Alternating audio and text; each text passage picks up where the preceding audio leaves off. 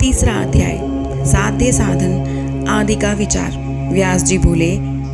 सूत जी का ये वचन सुनकर वे सब महर्षि बोले, आप सब हमें वेदांत के सार सर्वस्वरूप अद्भुत शिव पुराण को सुनाइए।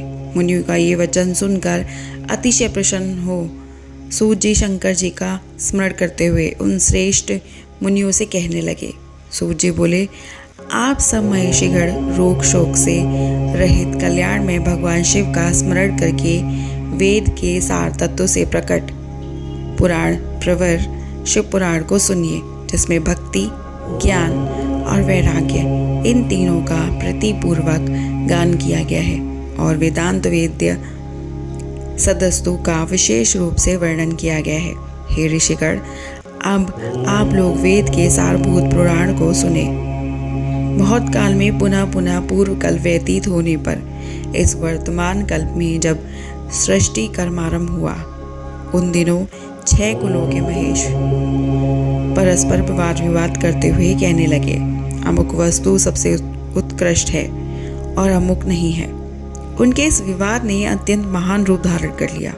तब वे सब के सब अपनी शंका के समाधान के लिए सृष्टिकर्ता अविनाशी ब्रह्मा जी के पास गए और हाथ जोड़कर विनय भरी वाणी से बोले, हे प्रभु, आप संपूर्ण जगत का धारण पोषण करने वाले हो तथा समस्त कारणों के भी कारण हैं। हम ये जानना चाहते हैं कि संपूर्ण तत्व परे परात्पर पुराण पुरुष कौन है।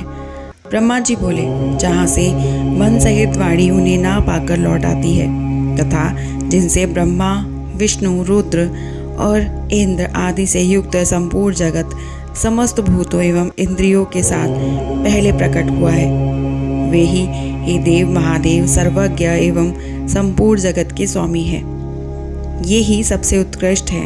उत्तम भक्ति से ही उनका साक्षात्कार होता है, दूसरे किसी उपाय से कहीं इनका दर्शन नहीं होता।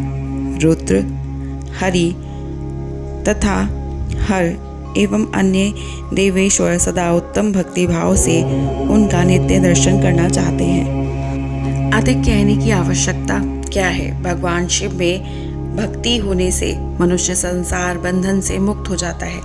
देवताओं के कृपा प्रसाद से ही उनमें भक्ति होती है और भक्ति से देवताओं का कृपा प्रसाद प्राप्त होता है। ठीक उसी तरह जैसे यहाँ अंकुर से बीज और बीज से अंकुर उत्पन्न होता है। इसलिए हे द्विजो, आप लोग भगवान शंकर का कृपा प्रसाद प्राप्त करने के लिए भूतल पर जाकर वहाँ सहस्त्र वर्षों तक चलने वाले इस विशाल यज्ञ का आयोजन करें। इन यज्ञपति भगवान शिव की ही कृपा से वेदोक्त विद्या के सारभूत साध्य साधन का ज्ञान होता है। मुनिगण बोले, हे भगवान, परम साध्य क्या है और उसका परम साधन क्या है, उसका साधक कैसे होता है, ये सभी बातें यथार्थ रूप से कहें। ब्रह्मा जी बोले, शिव पद की प्राप्ति की साध्य है, उसकी सेवा ही साधन है तथा उनके प्रसाद से जो नित्य नैमित्तिक आदि फलों की ओर से निष्प्रह होता है वही साधक है। वेदोक्त कर्म का अनुष्ठान करके उसके महान फल को भगवान शिव के चरणों में समर्पित कर देना ही परमेश्वर पद की प्राप्ति है। वही सालोक्य आदि के क्रम से उत्पन्न प्राप्ति होने वाली मुक्ति है। उन पुरुषों की भक्ति के अनुसार उन सबको उत्कृष्ट फल की प्राप्ति होती है। उस भक्ति के साधन अनेक प्रकार के हैं, जिसका प्रतिपादन साक्षात महेश्वर ने किया है। उसे संक्षिप्त करके मैं सारभूत साधन को बता रहा हूँ। कान से भगवान के नाम, गुण और लीलाओं का श्रवण, वाणी द्वारा उनका कीर्तन तथा मन द्वारा उनका मनन, इन तीनों को महान साधन कहा गया है। तात्पर्य ये है कि महेश्वर का श्रवण, कीर्तन और मनन करना चाहिए। यह श्रुति का वाक्य हम सबके लिए प्रमाणभूत है। संपूर्ण मनोरथ की सिद्धि में लगे हुए आप लोग इसी साधन से परम साध्य को प्राप्त हों। लोग प्रत्यक्ष वस्तु को नेत्र से देखकर उसमें वृतांत होते हैं, परंतु जिस वस्तु को कहीं भी प्रत्यक्ष दर्शन नहीं होता, उसे श्रवण इंद्रियों द्वारा जान सुनकर मनुष्य उसकी प्राप्ति के लिए चेष्टा करता है। अतः पहला साधन श्रवण ही है। उसके द्वारा गुरु के मुख से तत्व को सुनकर बुद्धिशाली विद्वान पुरुष अन्य साधन कीर्तन एवं मनन की सिद्धि करें। क्रमशः मनन पर्यंत इस साधन की अच्छी तरह साधना कर लेने पर उसके द्वारा सालोक्य आदि के क्रम से धीरे धीरे भगवान शिव का संयोग प्राप्त होता है।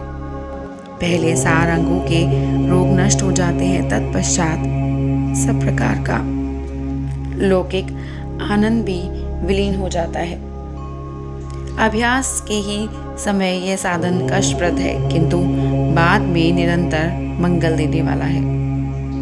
इस प्रकार शिव महापुराण के अंतर्गत प्रथम विद्वेश्वर संहिता में साधन साध्य विचार का नामक 30 अध्याय पूर्ण हुआ।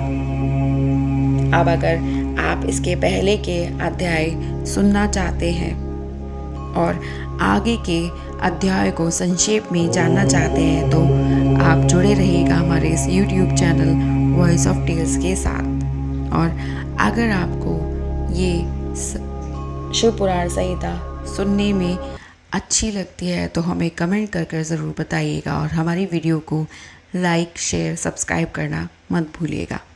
Incredible India.